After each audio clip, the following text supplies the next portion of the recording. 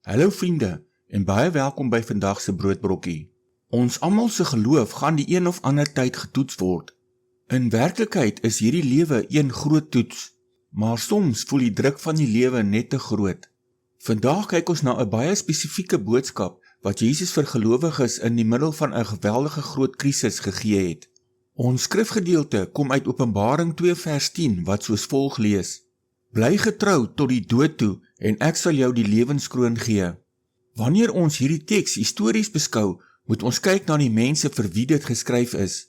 Jesus praat hier met die vroeë kerk in Smyrna. Hierdie gelowiges het geweldige vervolging vir hulle geloof ervaar. Hulle het fisiese gevaar, armoede en selfs die dood in die gesig gestaar weens hulle geloof. Wanneer Jesus sê, bly getrou tot die dood toe, praat hy dus in hierdie konteks baie spesifiek oor martelaarskap.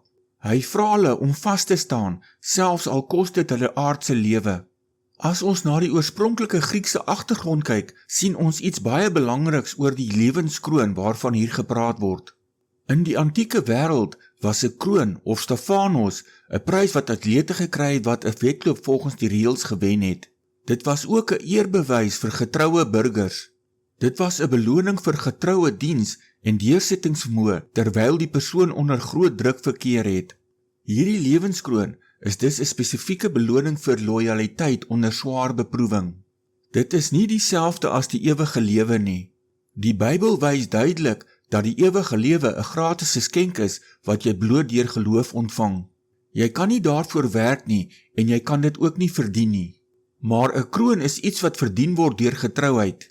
Selfs as 'n gelowige in 'n tyd van swakheid sou struikel, bly sy ewige redding veilig in God se hande.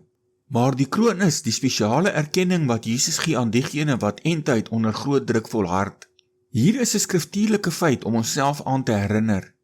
Jou ewige redding is 'n gratis geskenk, maar jou belonings weerspieël jou getrouheid. God sien elke opoffering wat jy vir hom in hierdie lewe maak. Kom ons bid saam.